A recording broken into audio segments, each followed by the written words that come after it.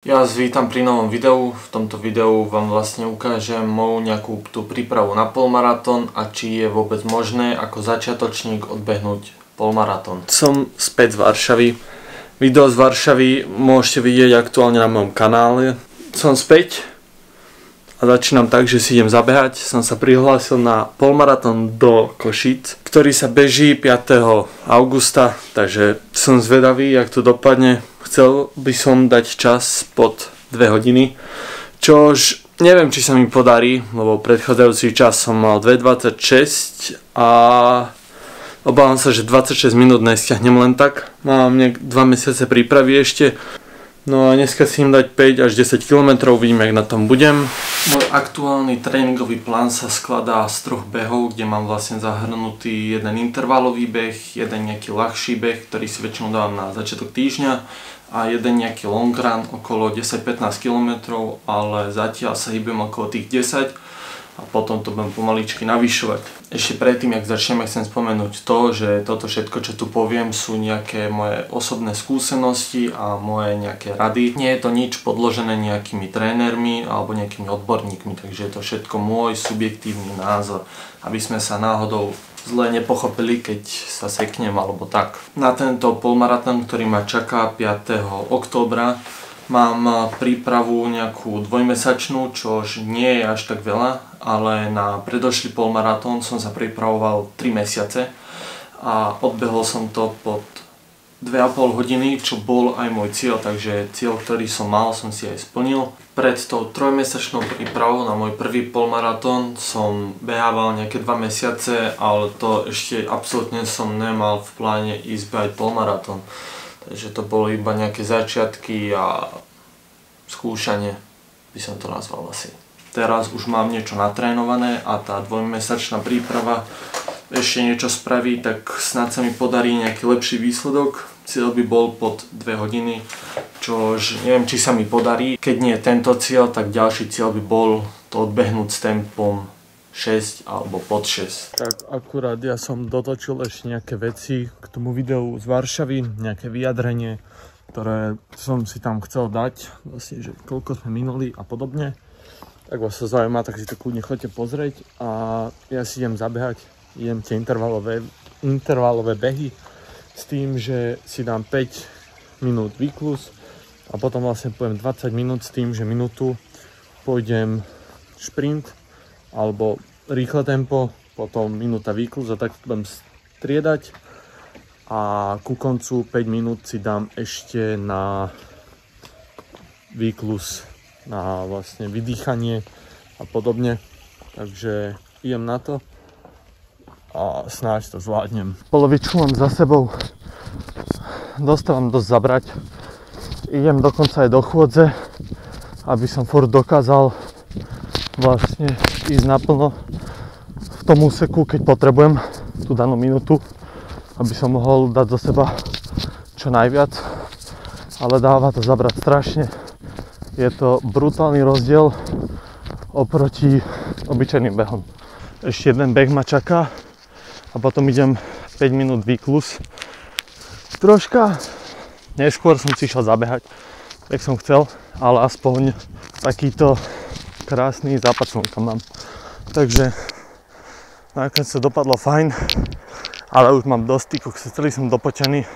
Môj tréningový plán sa skladá z nejakých, dajme tomu, 3 hlavných behov s tým, že začiatok týždňa začínam nejak lightovo, okolo 5 až 7 km voľnejším tempom a v strede týždňa, vtedy keď mám si myslím, že asi najviac energie, tak si dávam jeden intervalový beh a potom ku koncu týždňa alebo cez víkend si dávam long run 10 až 15 km, ale aktuálne začínam na tých 10 a potom postupne to budem navyšovať možno na nejakých 15, maximálne 17, lebo viac sa mi neoplatí.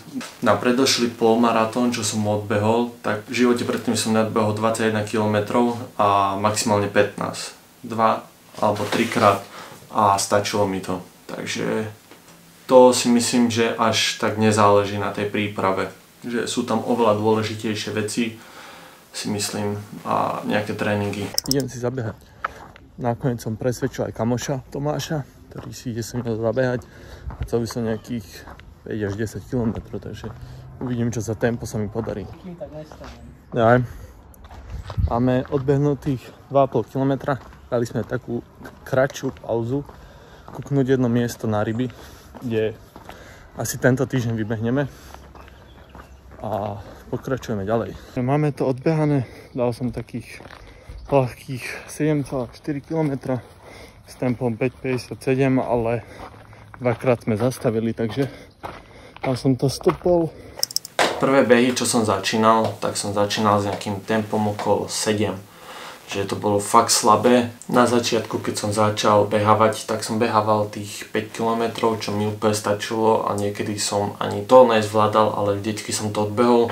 A potom časom, po nejakých 2 mesiacoch asi, alebo mesiaci a pol som prvých 10 km odbehol a tak podobne. Takže keď aj vy budete začínať, alebo plánujete začať, tak treba postupne ideálne začať plne od tých 5 km a potom ďalej to posúvať. Za nejaký pol rok alebo maximálne 3/4 rok sa mi podarilo z tempa okolo 7 to stiahnuť pod 6 aj na 10 km. Takže ja si myslím, že za takú krátku dobu s tým, že začínal som fakt bez nejakej kondičky, tak to tempo sa mi o dosť podarilo zlepšiť, za čo som veľmi vďačný a všetko záleží od tej prípravy, ako zvolíte, jak často budete chodiť behávať a na základe toho sa to bude všetko odvíjať. Máme 6:30, ja už som išiel behať, ešte furt je celkom teplo, tak som zvedavý, jak sa mi to podarí zabehnúť tie intervaly. Akurát mám 5-minútovú rozcvičku, ľahké tempo a potom mi začínajú intervaly. Mám 2 série za sebou a to teplo mi dáva brutálne zabrať. Intervaly sú za mňou. Dalo mi to dosť zabrať, ale myslím si, že teraz to bol oveľa lepší čas, jak minule. Takže som za to spokojný a idem dať ľahký stretching, osprchujem sa. Už sa dostávame ku koncu a odpovieme si na tú otázku, že či dokáže začiatočník odbehnúť polmaratón. Ja si myslím, že áno.